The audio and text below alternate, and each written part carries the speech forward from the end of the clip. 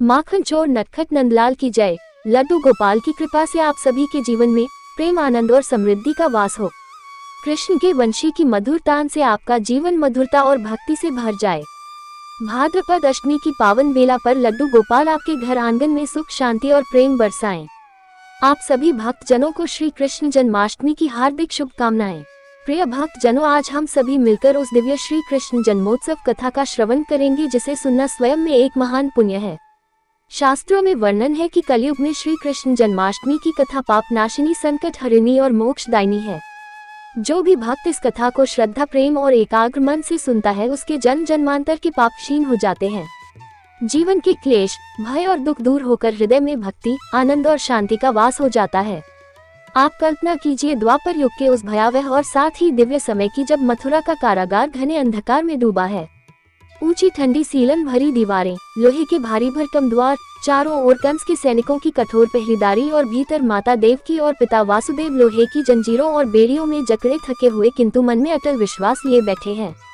अचानक उस घनघोर अंधकार में एक अलौकिक प्रकाश फैलने लगता है। एक ऐसा प्रकाश जो किसी दीपक या मशाल का नहीं बल्कि स्वयं दिव्यता का तेज है। कारागार की दीवारें मानो प्रकाश से स्नान करने लगती हैं और उसी तेज से प्रकट होते हैं भगवान श्री विष्णु।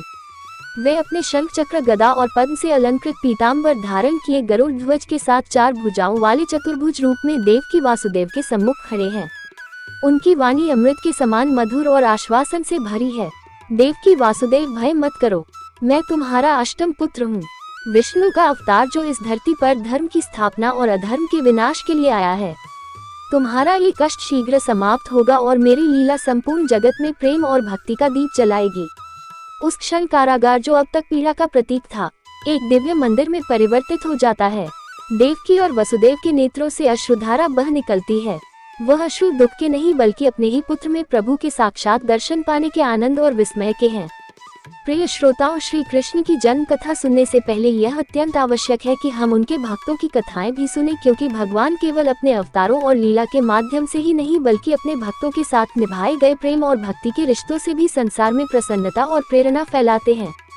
भगवान के भक्तों की कथाएं हमें ये सिखाती है कि ईश्वर तक पहुंचने का मार्ग केवल वैभव या कर्मकांड से नहीं बल्कि निष्कपट प्रेम, अटूट विश्वास और समर्पण से होता है। तो आइए पहले सुनते हैं भगवान के एक ऐसे ही भक्त की कथा। भगवान जानते हैं कि मेरा ये भक्त निर्मल है, यह कोई छल कपट करना नहीं जानता, तो ऐसे में वह अपने ऐसे भोलभाले भक्त की रक्षा या भक्त की सहायता जरूर करते हैं। भक्त धनन्ना जी का जन्म मुंबई के पास में एक गांव में हुआ था और वे एक जाट घराने से संबंधित थे। धनन्ना जी के माता पिता कृषि और पशुपालन करके अपना जीवन बिताया करते थे और उनके पास धन का बहुत अभाव था। जैसे ही धनन्ना बड़ा हुआ उसे भी पशु चराने के काम में लगा दिया। अब वह हर दिन अपने पशुओं को चराने के लिए दूर जंगल में जाने लगा। गांव के बाहर ही कच्चे तालाब के पास में एक ठाकुर जी का मंदिर था जिसमें बहुत सारी ठाकुर जी की मूर्तियां रखी हुई थी। लोग हर दिन वहां आकर श्रद्धा से माथा टेकते और कुछ भी दक्षिणा अर्पण किया करते। धनन्ना पंडित जी को ठाकुरों की पूजा करते, स्नान करवाते और फिर घंटियां बजाते रोज देखा करता। अल्प बुद्धि का होने के कारण वह कुछ भी समझ नहीं पाता था। एक दिन धनन्ना के मन में आया कि चलो देखते हैं कि यह सब क्या होता है। फिर उसने एक दिन मंदिर में जाकर पंडित जी से पूछ लिया कि पंडित जी, आप हर दिन मूर्तियों के आगे बैठकर क्या करते हो? पंडित जी ने बताया कि हम ठाकुर जी की सेवा करते हैं और ठाकुर जी की सेवा करने से सारी इच्छाएं पूर्ण हो जाती हैं। धनन्ना ने सुना तो कहा, पंडित जी एक काम कीजिए, ये ठाकुर जी मुझे भी दे दो। भोल भाले धन्ना ने सोचा कि उनका परिवार बहुत गरीबी में जीवन बिताता है, शायद ठाकुर जी उनकी भी गरीबी दूर कर दें। इसी प्रकार सोचते हुए उसने पंडित जी से बार बार ठाकुर जी को लेने की जिद करनी शुरू कर दी। पंडित जी ने देखा तो सोचा कि यह बालक ऐसे नहीं मानेगा, तो उस बालक से छुटकारा पाने के लिए पंडित जी ने कपड़े में पत्थर को लपेट कर दे दिया। घर जाकर धन्ना ने पत्थर को ही ठाकुर समझकर उन्हें बड़े प्यार से स्नान कराया और फिर भोग लगाने के लिए कहने लगा। जब धनन्ना ने देखा कि ठाकुर जी तो भोग ग्रहण ही नहीं कर रहे तो वह उनसे बार बार प्रार्थना करने लगा। धनन्ना ने ठाकुर जी के आगे कसम खाई कि ठाकुर जी अगर आप नहीं खाएंगे तो मैं भी भूखा रहूंगा। मासूम धनन्ना की यह जिद देखकर भगवान प्रकट हो गए और उसके द्वारा रखी गई लस्सी और रोटी का भोग लगा लिया। इस तरह धन्ना ने अपने भोलेपन में पूजा करने और साफ मन से पत्थर में भी भगवान को पा लिया। कुछ समय बीतने के बाद धन्ना को एक दिन लगा कि उसके माता पिता बूढ़े हो रहे हैं और वह अकेला नवयुवक था। उसे ख्याल आया कि ठाकुर जी की पूजा करके उन्हें प्रसन्न करके सब कुछ पाया जा सकता है, तो उसे ये भी जरूर करना होगा ताकि उसके घर की गरीबी दूर हो जाए और उनके घर में सुख आ जाए। ऐसा ही सोचकर वह एक बार फिर से ठाकुर जी के मंदिर में पंडित जी के पास गया और पंडित जी से ठाकुर जी को पाने की जिद करने लगा। पंडित जी ने पहले तो ठाकुर जी देने से मना कर दिया कि वह ठाकुर जी की पूजा अकेले नहीं कर पाएगा, और पंडित जी ने ये भी कहा कि दूसरा तुम अनपढ़ हो, तीसरा ये कि ठाकुर जी तो मंदिर के बिना कहीं भी नहीं रहते, इसलिए वह तुम्हारे घर जाकर प्रसन्न ही नहीं होंगे। इसलिए धनन्ना तुम जिद मत करो और अपने खेतों की देखभाल करो।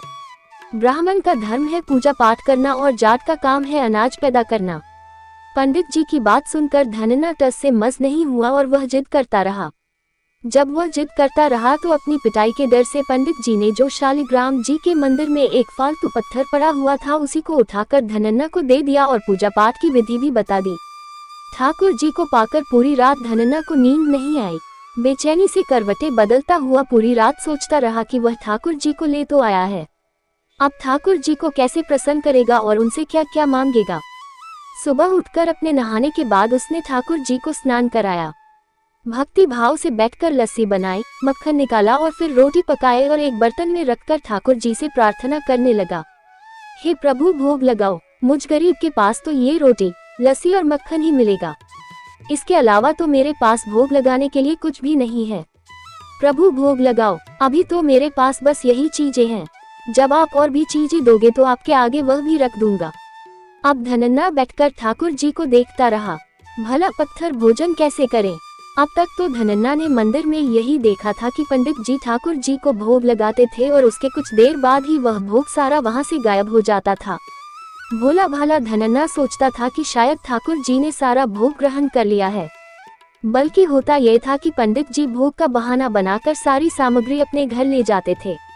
भोले भाले बालक को इस बात की जानकारी नहीं थी। जब उसने देखा कि भगवान के आगे तो भोग ऐसे ही रखा हुआ है तो वह बड़ा बेचैन होकर कहने लगा, हे प्रभु क्या बात है, आप भोग क्यों नहीं लगा रहे, क्या आप जाट के हाथ का प्रसाद नहीं खाते, मंदिर में तो आप पंडित जी के हाथों से तुरंत ही भोग स्वीकार कर लेते थे, इतनी देर भी नहीं लगाते थे, और अगर आज आपने प्रसाद नहीं खाया तो मैं मर जाऊंगा लेकिन आपके बगैर नहीं खाऊंगा। भगवान जानते थे कि यह मेरा भक्त तो बहुत निर्मल है, बिल्कुल भी छल कपट नहीं जानता, अब तो मुझे प्रकट होना ही पड़ेगा। 1 घंटा और बीतने के बाद धनन्ना ने क्या देखा कि सामने कान्हा जी विराजमान है, कमर में मुरली खोसी हुई है, सिर पर मुकुट विराजमान है और बड़े प्यार से रोटी मक्खन के साथ खा रहे हैं और साथ ही साथ लस्सी भी पी रहे हैं। भोजन ग्रहण करने के बाद भगवान बोले, धन्ना जो इच्छा है मांग लो, मैं तुम पर बहुत प्रसन्न हूँ।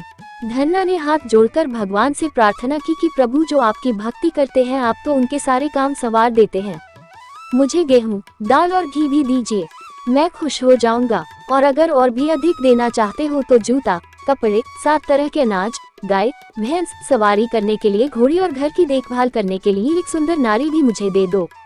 धनन्ना के यह वचन सुनकर भगवान हंस पड़े और बोले, ये सारी चीजें तुम्हें मिल जाएंगी। भगवान बोले, और कुछ चाहिए तो बताओ।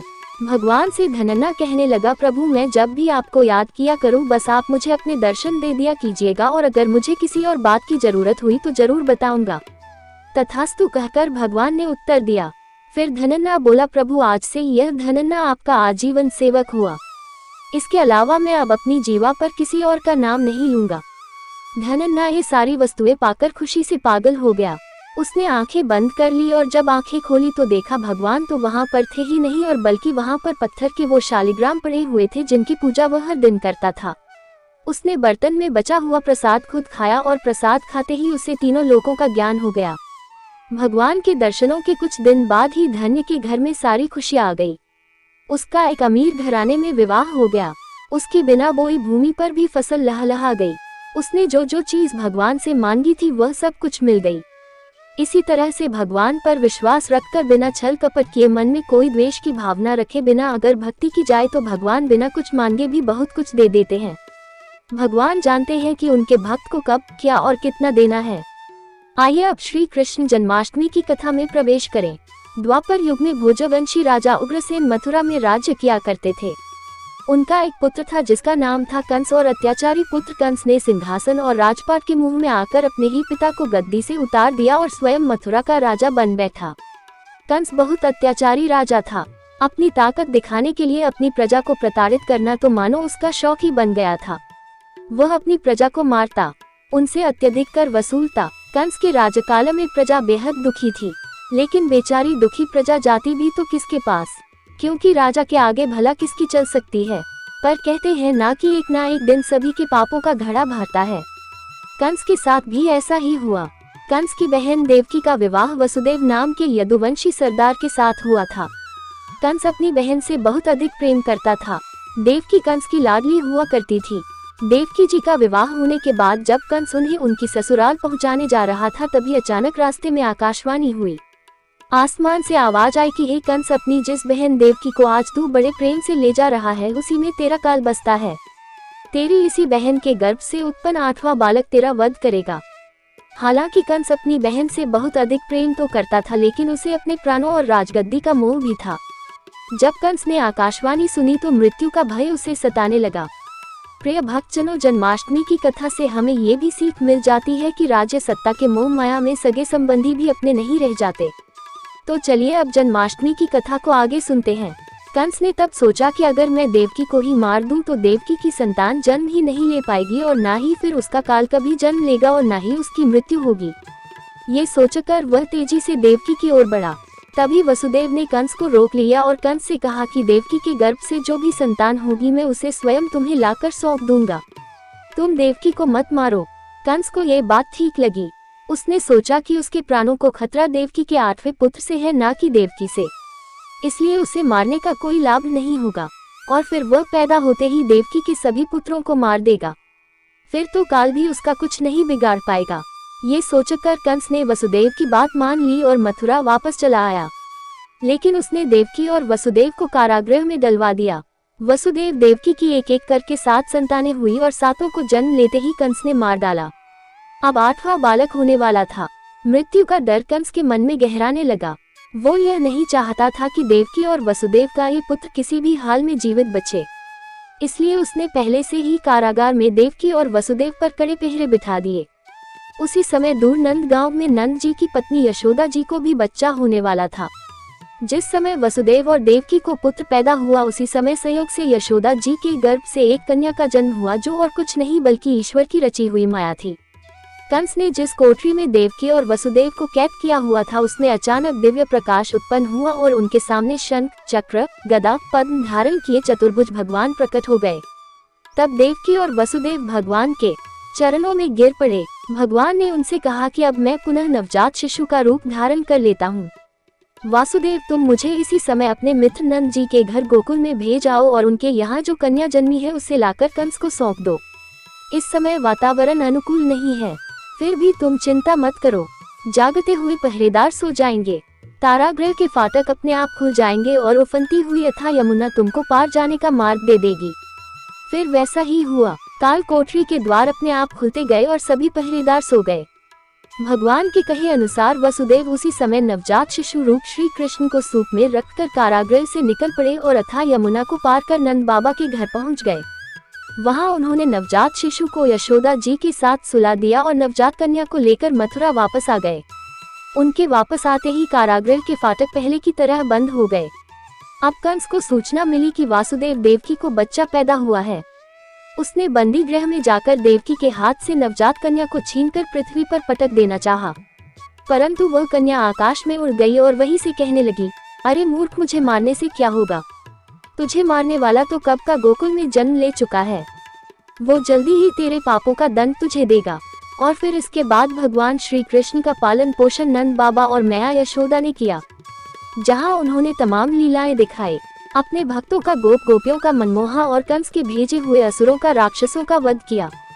उसके बाद भगवान श्री कृष्ण का जन्म जिस उद्देश्य से हुआ था, अर्थात उन्होंने कंस को मारकर समस्त संसार को उसके अत्याचारों से मुक्ति दिलाई। तो प्रिय भक्त जनों, ये थी श्री कृष्ण जन्माष्टमी की व्रत कथा। प्रेम से बोलिए श्री कृष्ण भगवान की जय, बांके बिहारी लाल की जय।